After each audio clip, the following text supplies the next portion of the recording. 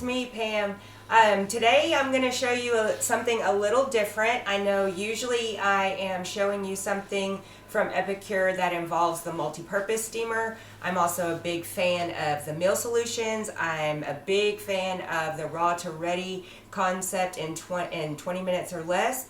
But today is one of those days, like I've talked to you all about, that I am just going to get in my kitchen and I am going to make something homemade that's going to be good, but it's not necessarily going to be real fast. But this is my first time making homemade beef vegetable soup by my own recipe, and today I am using all Epicure spices. So I'm going to show you real quick what we've got.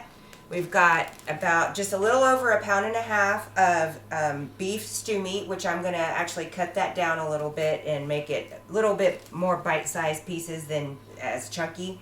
I've got a can of petite diced tomatoes. Petite diced is kind of key. A can of cut green beans.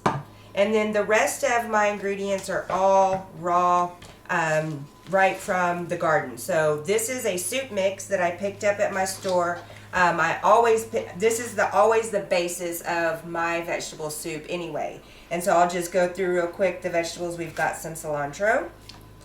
We've got some corn. We've got carrots, green bell pepper, a red potato, a carrot, some celery, some coyote squash. This is really good. I've bought extra of these before, but I didn't this time. It's really good flavor. A zucchini squash, a lime, and about a quarter head of cabbage. I love my vegetable soup pretty potato-y, so I had 2 yellow potatoes left over. We're going to throw those in there. A couple of baking potatoes, a whole onion, a yellow squash, and a little bit more carrot. Now, that's all the food ingredients that is going to go into this big pot of loveliness. My spices that I'm going to use, and I actually talked to a couple of my Epicure sisters today about, I was torn on which of these to use, if not both, and they agreed with me. So, I'm going to use as a base some of our beef broth and some of our vegetable broth. And then I'm going to keep it simple, guys, and then a little bit of SPG, which is salt, pepper, and garlic. And here's why. I really want to taste the flavor of the veggies in this and the meat that combination. I'm not looking for something extra spiced up or, a kit that already has some seasonings in there. I want to be pretty particular and simple in what I'm using here in my veggie soup. So, to get started, I'm going to brown my meat and onion in some good old butter. And I'll throw some SPG in there with that while that's browning. And then I will be cutting the veggies up while that's browning. And then I'll just be dumping it all in there. So the next part's just going to be me doing the work, hanging out in my kitchen, cutting up some, nice fresh vegetables, which some days, like I've told y'all on Saturdays, that's what I like to do, is spend some time in my kitchen with the food. So that's what I'm doing today, and I hope you guys are going to like watching me do it.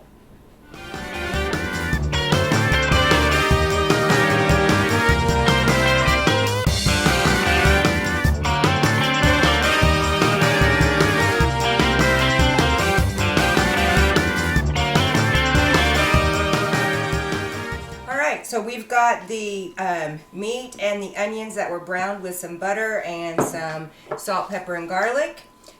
We've got that in here with our can of tomatoes and our water that we're going to make our broth with. So for right now, we had to triple this recipe. So you can see there's spice all the way to the top, brand new jar. I'm going to put about 3 tablespoons of the vegetable broth, and y'all can see this jar is completely full. In here with 8 cups of water. And don't forget, we had the water from the meat and from our can of tomatoes.